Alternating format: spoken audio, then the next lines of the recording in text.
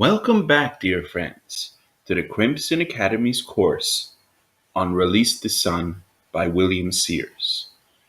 In this section, dear friends, we'll be covering Chapter 2, The Search Begins.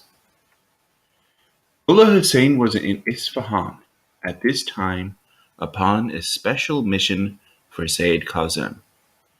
He was sent to win the support of an eminent religious leader.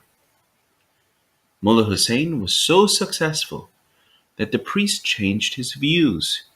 He became so fond of Mullah Hussein that he regretted his earlier discourtesy and sent an attendant to find out where he was residing. The attendant followed him and saw Mullah Hussein enter a room devoid of furniture, with but a single mat upon the floor. He watched Mullah Hussein offer his prayers and lie down on the mat with nothing to cover him from the cold but his cloak. Then he reported this to his master, whose admiration for Mullah Hussein increased so greatly that he sent his attendant back to him with a gift of 100 tumans. Mullah Hussein returned the money, saying, "Tell your master that his real gift to me was the fairness and open-mindedness with which he heard my message, in spite of his exalted rank and my lowliness. Return this money, for I ask neither regard nor thanks. We nourish souls for the sake of God. My prayer for your master is that earthly leadership may never hinder him from acknowledging and testifying to the truth." When Mullah Hussein returned to Karbala, Sayyid Kazem was dead. Though his own heart was heavy, Mullah Hussein cheered and strengthened the disconsolate followers of his beloved leader. He called them all together to renew their ardor. What, he asked them, were the dearest wishes and the last commands of our departed leader? From their reluctant lips, Mullah Hussein extracted the following admissions. They repeatedly and emphatically Sayyid Kazem had bidden them to quit their homes and scatter far and wide in search of him to whose coming he had so often alluded. That the object of their quest was now living amongst them, and that his truth could be discovered only by the seeker who would persevere to the end. That nothing short of powerful endeavor, purity of motive, singleness of purpose, and ceaseless search would ever lead them to him. We acknowledge our failure, they told him. Then why, Mullah Hussein demanded, have you chosen to remain in Karbala? Why is it that you have not dispersed and arisen to carry out Sayyid Kazem's earnest plea? To his entreaty they gave weak and evasive answers. Our enemies are many and powerful, one replied. We must remain in the city and protect the honor of Sayyid Kazem. I must stay in care for their children and the family which Sayyid Kazem has left behind, another explained.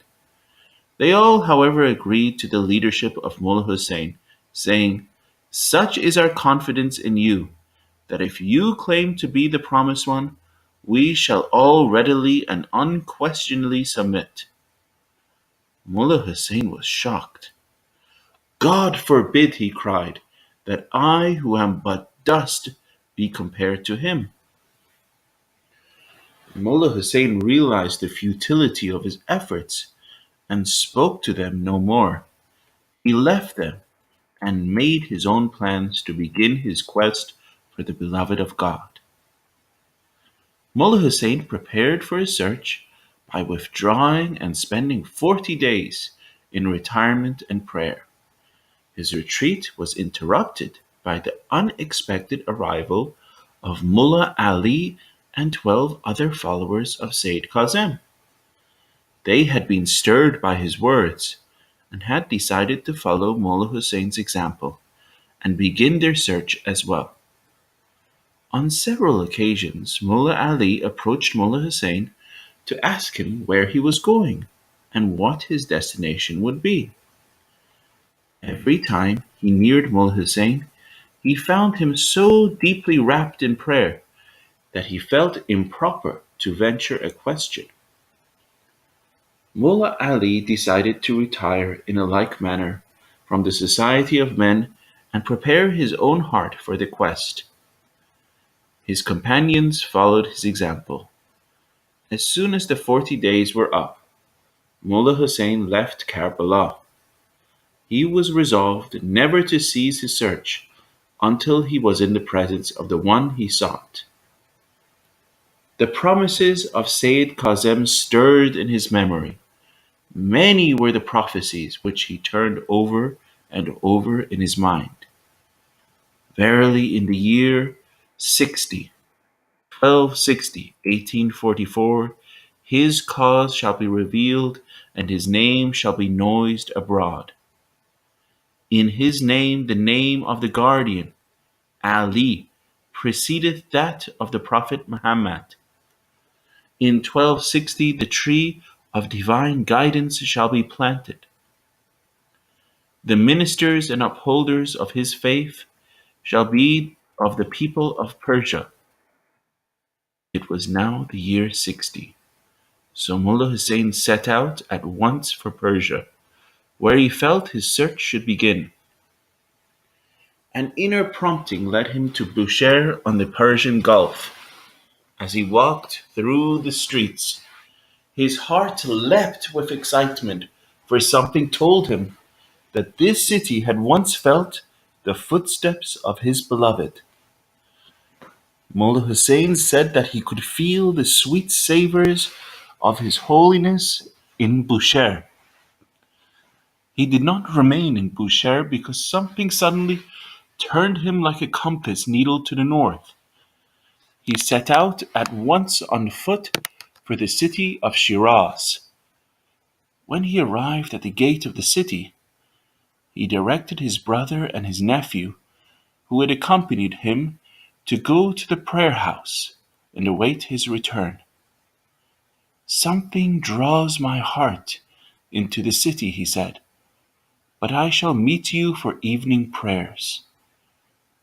A few hours before sunset, Mullah Hussein's eyes fell upon a young man of radiant countenance.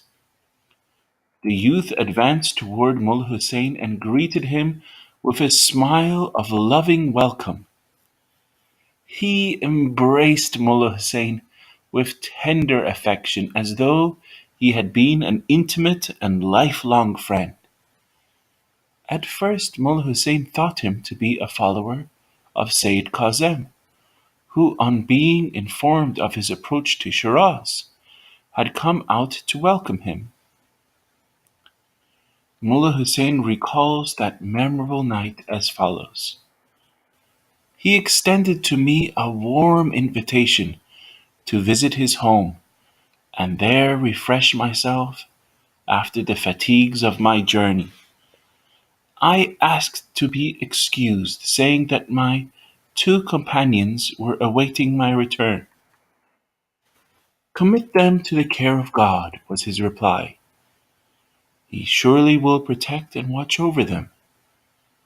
Having spoken these words, he turned and bade me follow him. I was deeply stirred by the gentle yet compelling manner in which that young man spoke to me. His gait, the charm of his voice, the dignity of his bearing, all seemed to enhance my first impression.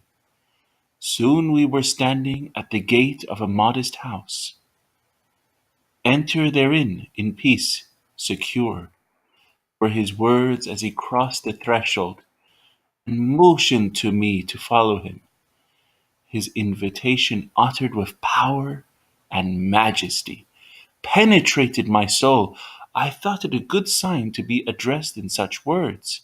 Standing as I did on the threshold of the first house I was to enter in Shiraz.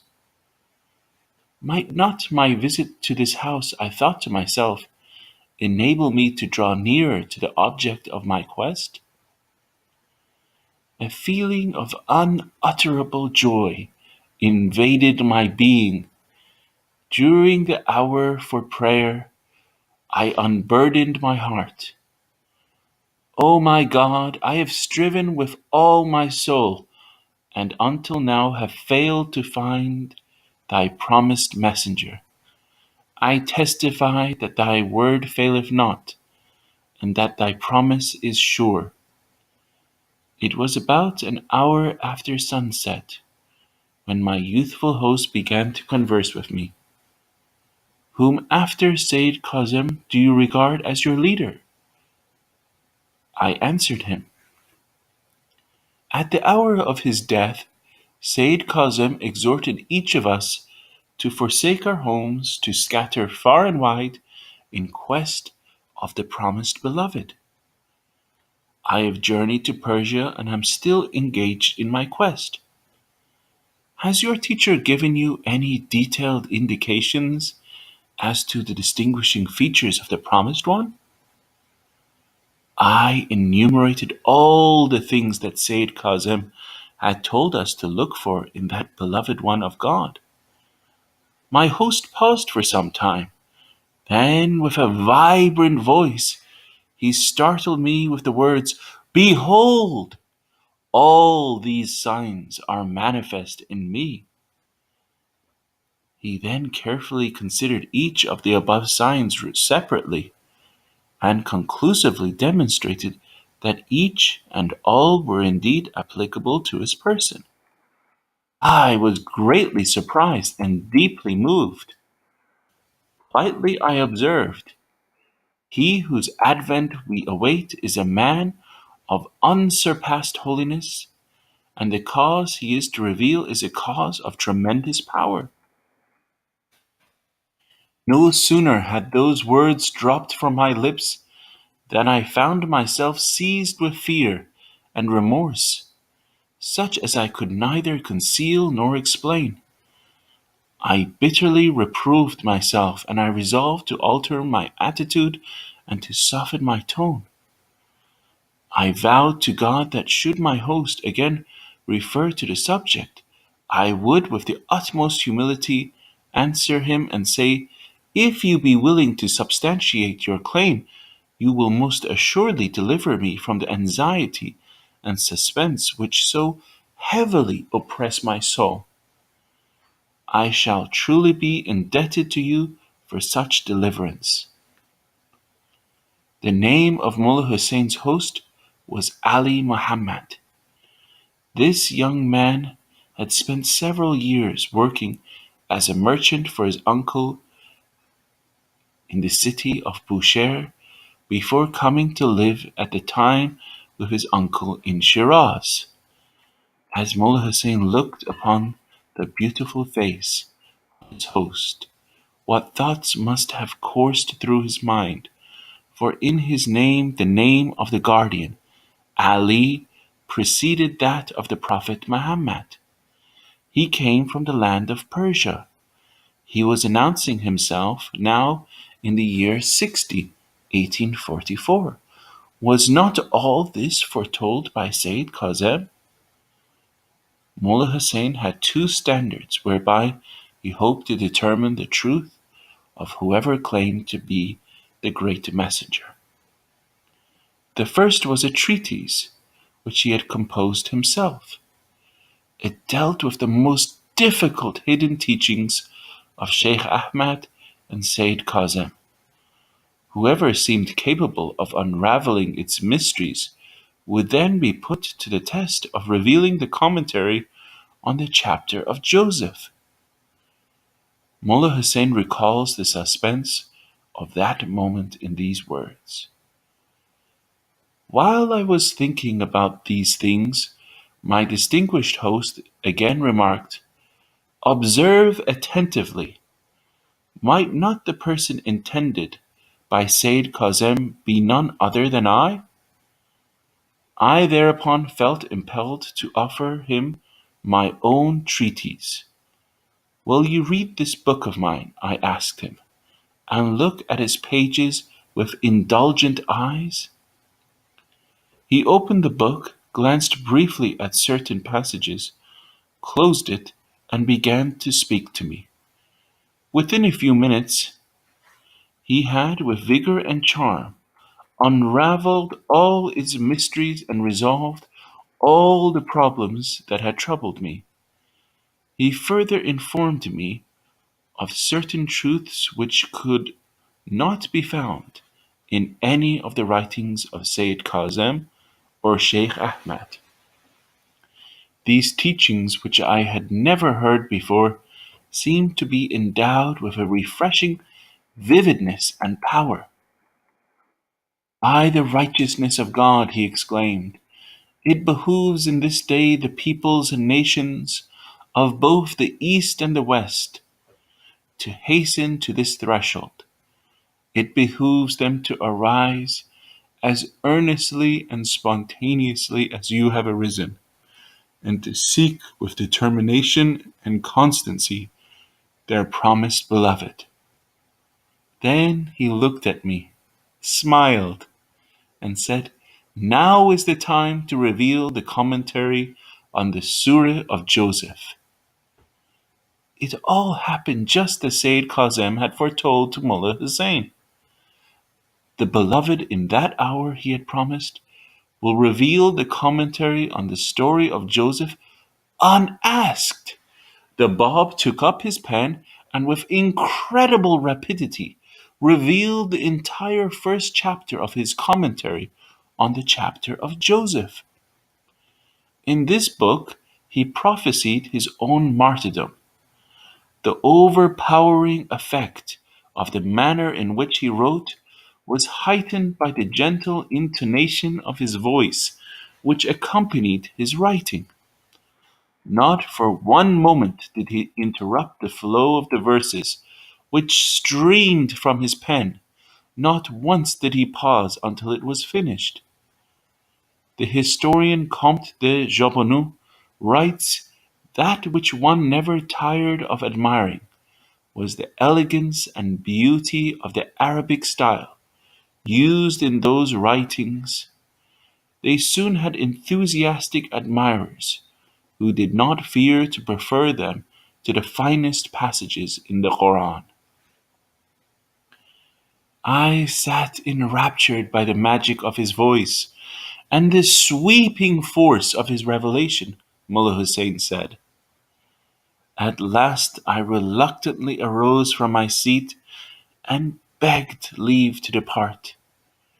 He smilingly bade me to be seated and said, if you leave in such a state, whoever sees you will assuredly say, this poor youth has lost his mind.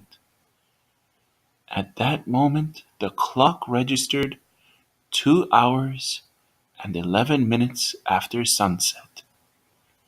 It was on the eve of May 23rd, 1844. This night the Bab told Mullah Hussein, this very hour will in days to come be celebrated as one of the greatest and most significant of all festivals. Jesus first spoke of his mission to simple fishermen.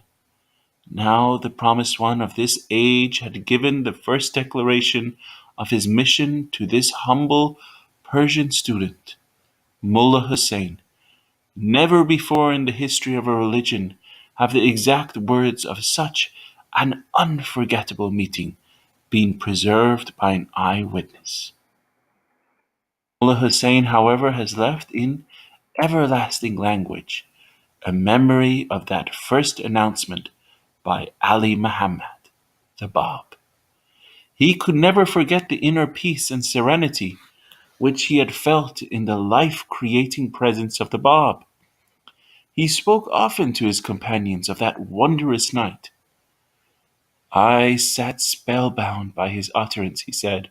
All the delights of paradise I seemed to be experiencing that night. Methinks I was in a place of which it could be truly said, therein no toil shall reach us, but only the cry, Peace, peace.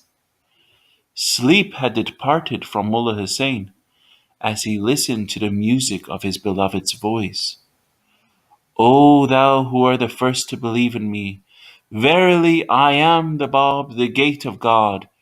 To Mullah Hussein, the first to believe in him, the Bab gave the title the Babul Bab, the gate of the gate. In that hour, the Bab proclaimed that he was the one foretold in all the holy books of the past. He said that he had come to usher in a new era, a fresh springtime in the hearts of men. His name, the Bab, meant the door or gate. His teaching, he said, was to open the door or the gate to a new age of unity in which man would recognize one God and worship in one religion, the same religion which all of God's prophets had taught from the beginning of time. It would be an age in which all men would live as brothers. The Bab cautioned Mullah Hussein not to tell either his companions or any other soul what he had seen and heard. In the beginning, 18 souls must spontaneously and of their own accord seek and accept him and recognize the truth of his revelation. When their number was complete, he would send them forth to teach the word of God. Mullah Hussein's long search was at an end. His own words can best describe the depth of that experience. I was blinded by the dazzling splendor of this new revelation, he said, and overwhelmed by its crushing force. Predominant among all my emotions was a sense of gladness and strength which seemed to have transfigured me. How feeble and impotent, how dejected and timid I had felt previously.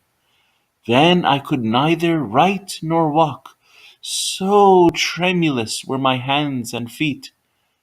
Now the knowledge of his revelation had galvanized my being. I felt possessed of such courage and power that were the world, all its peoples and rulers to rise against me, I would alone and undaunted withstand their onslaught. The universe seemed but a handful of dust in my grasp. I seemed to be the voice of Gabriel personified, calling unto all mankind, awake! For lo, the morning light has broken. Arise, for his cause is made manifest. The portal of his grace is open wide.